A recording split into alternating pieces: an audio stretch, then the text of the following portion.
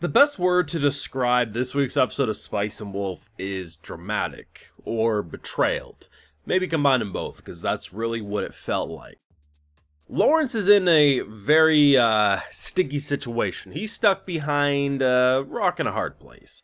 Is Lawrence actually going to die? Of course not. Then again, just consider the possibility of the Nora and Holo adventure. I might be okay with that.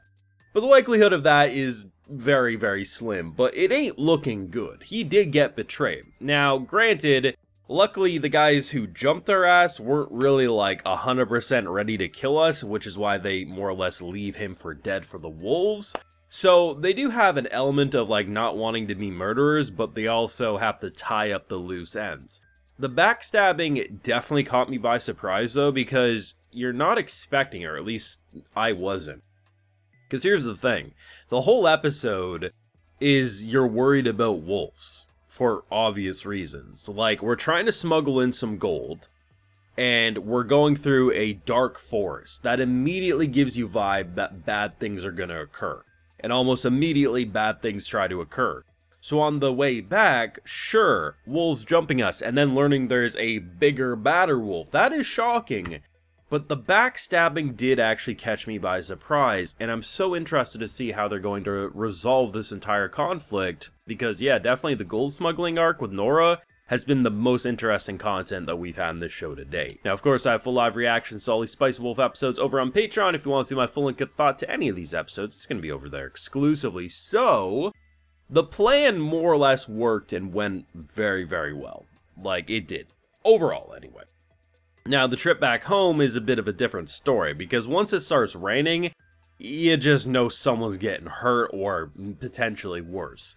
Though it's interesting how much focus they actually put into the kind of shepherd herding techniques, because it'd be very easy to just say she rings her bell and she blows on the horn and they move away. But you actually get a sense with the way they explain Nora's handling of everything that she actually knows what she's doing. Like the idea of the formation and how they explain, like, to the untrained eye, it probably just looks like they're sprinting in a straight line because they're trying to run for the hills. That's what I thought, and then they start talking about how this formation makes it difficult for them to all circle and gather around, and it actually works in our favor. Those little details, very similar to how they talk about currency, inflation, or any of the kind of more political side of the show, it always goes a long way to make the individual characters and their traits feel like they're well thought out rather than they're just, oh, character is a blacksmith or character is a banker, and you don't really feel like they fit that role other than what the plot's saying. Here, you're like, oh, I actually believe Nora's a shepherd because of what she's doing.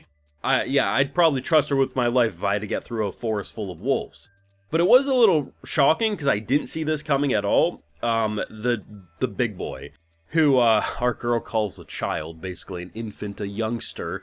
I really hope we get to see that, because I think those two throwing hands, I mean, it's not going to be often we're probably going to be able to see two bad wolves go at it and basically try to kill each other, and that could be very, very fun.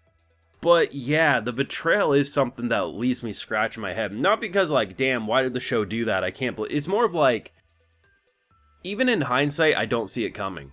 Because the whole expectation of bad things occurring is the forest and the wolves.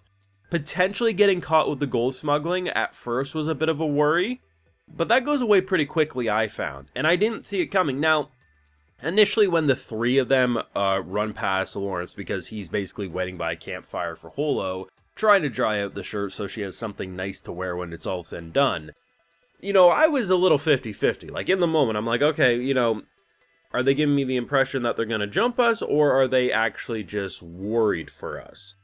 And I wasn't really siding either way, so when they did reveal that they jumped us, I'm like, okay, it's not shocking now, but prior to them being there, you don't get the impression that betrayal is on the horizon, or stabbing in the back is on the horizon. And it's gonna be something, because my initial expectations were that if anyone was gonna get hurt, it was the dude with the gold. So we had R2, Nora, and then the guy who had the bag of gold. I was like, if anyone could die or get hurt, it's going to be him. But even then, I think it will go over smooth enough, but they're going to be at some sort of twist, which will obviously be the wolves. And yeah, that happened, and they did technically twist it with the wolves, given that there was the whole bigger wolf. But yeah, the stabbing in the back I personally did see coming, and it added for an extra element of spice that, you know, it leaves your mouth a little hot and dry, but not to the point that it's uncomfortable. It's just more of like, God damn it, Spice and Wolf, you got me to care about these characters too much to put them through this nonsense. But what entertaining nonsense it is for an anime experience. Now, it wasn't all drama, there actually was some pretty fun moments. One particular moment I really enjoyed was the Nora and Holo bonding sequence. If it's not bad enough that our girl tries to swing chairs at her face to kill us, it's another when she basically calls us butt-ass ugly, or how, she bonds with Nora over the uselessness of Lawrence, and my boy just puts his hands up to be like, shoot me. But she legitimately called him ugly on their parting scene. I'm like, if my boy said a similar thing to her, he would probably have his Adam's apple ripped out of his throat. Justice for Lawrence. The fact that he got a verbal beatdown and then a quite literal physical beatdown, my boy deserves better. Though you have to admit though, the actual attention, so they cut him a little, and most of the cuts are accidental. They mostly like use the backside of their weapons in order to beat him, whether hitting him in the back or in the face. And the immediate bruises that show up on his skin, I like that attention to detail. Anime gets very complacent, very stuck in ways of like, oh, if there's a cut, sure there's blood, but you don't actually get the impression they're cut more than that. Because if you actually slice someone or bruise someone, there's a lot of detail that would naturally go into that. And I can understand not every anime has the time to put that level of attention, but when he was getting beat down, you actually felt like he was getting beat down, and I appreciate that. Overall, though, I leave very satisfied. I actually thought we were going to resolve this arc this episode. I wasn't sure if there was going to be any drama or if it would be smooth sailing, but it should probably wrap up next episode, I would imagine. Unless it is going to take a bit longer, and then there'll be another episode of kind of like epilogue for this arc before we move on to the next adventure, but very good. They make you think Rip Lawrence to only say, God damn, where do we go from here? Just please, for the love of God, give my boy one episode apiece. No verbal beatdowns, no physical beatdowns. Give this man a margarita or something. He deserves it.